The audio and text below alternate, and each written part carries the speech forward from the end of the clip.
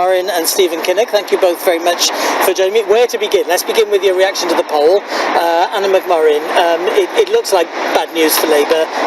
It's only one poll, I'm sure that's what you'll tell me. Are you disappointed to see the results? Well, of course, yes. But, you know, don't believe everything you read in polls. The polls were particularly bad during the 2017 elections, and here I am. I wasn't supposed to win that. The results for Labour are as bad as the second poll of our poll results of 2017. Right. So, as you say, exactly. Things changed. And then I came and won it with a pretty big majority. Is there a message for you in there, though? I would say, though, that we had a particularly bad week last week, as we've all seen, and we need to learn from that. We need to move on. I'm very sad about those departures from those Labour MPs. We need to learn those lessons. Okay. Are you thinking of leaving? I'm not. You're not going to? Not at all. Okay. Stephen Kinnock, are you likely to leave Labour? Never in a million years. Never in a million years. Not going to happen. No. I believe that when you join the Labour Party, you don't join a faction or a wing of the party, you join the whole party. Exactly. We have a long tradition of debate in our party, differences of opinion, yes, but you've got to stay and fight for what you believe in. Okay, we've got that on the record. We're stronger together. Thank you both for that. Stephen Kinnock, your reaction to the poll. Do you agree with Anna McMurrin that it's a message for what happened in last week, or is this something bigger, a bigger problem? It's disappointing. We're up against the most divided and incompetent Tory government in living memory.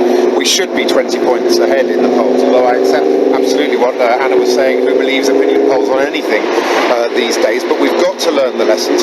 My view is we've got the right messages on the economy, on jobs, on rebalancing the British economy, but we need a stronger message on national security. I think we've got to be clearer on immigration, we've got to be clearer on Brexit, and if we get those pieces right, we've got a winning formula. Before we move on from the poll, it's important to know that this is about Labour in Wales. Now, Welsh Labour had felt it was able to have the best of both worlds, to distance itself a bit from any criticism of the party up here and be its own beast. Has that broken down now, in your view, Stephen Kinnock? Well, what Welsh Labour shows us is the power of Labour in government. You know, when you look at what's happening in our communities, how they've managed to shelter us from some of the worst effects of austerity. But also to be able to ride two horses, to be able to distance themselves from problems up here, but also enjoy the popularity. Yeah, look, I mean, if there's a perception that we're deeply split in Westminster, that will seep through. We've got to staunch that flow. We've got to have a dialogue in our party which makes sure there's no more defections. Let's have a united Labour Party to get rid of this incompetent Anna Tory McMurrin, government. do you think that the Welsh Labour strategy needs to be looked at again? Well, I do think that. Well, I do think. Away, doesn't it? I do think that Brexit spans across the whole country. We know the damage that Brexit will wreak on our communities up and down the country, no matter what kind of Brexit that is. And I think that is a real issue that we need to address. Let's talk Brexit then. You came from earlier on. You were at the PLP meeting. Yes. You saw this change. I know that it's within the policy that was already there, but it's a change publicly, isn't it? Your thoughts? Well, I'm really happy tonight to have heard Jeremy welcome that we're moving to that public vote. So to be putting his solution for Brexit on the table, if that fails, then moving straight to a public vote. Are you clear it's the same sort of public vote that you want? Are you clear that it is that?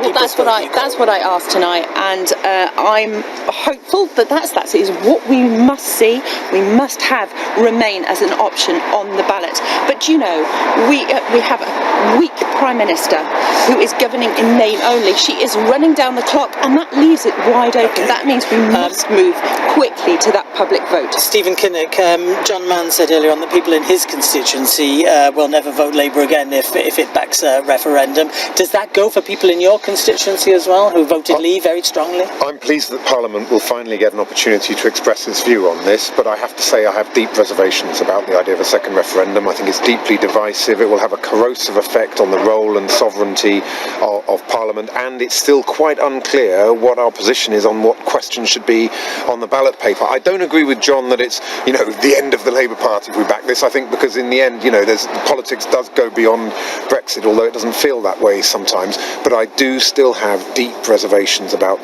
the idea of a second referendum. Do you share or do you understand why some people, Labour Leave voters, might feel betrayed by this? Well, I spoke in the PLP tonight, and what I said, that as a party, our voters, our supporters, our front bench all supported Remain, and they did that for a reason. They did that because they know, we know, that we are better off as part of the European Union, not out of it. That's why we need that public vote. Can I have a quick word from each of you? Is Brexit Day, Article 50, going to be delayed? I think so, yes.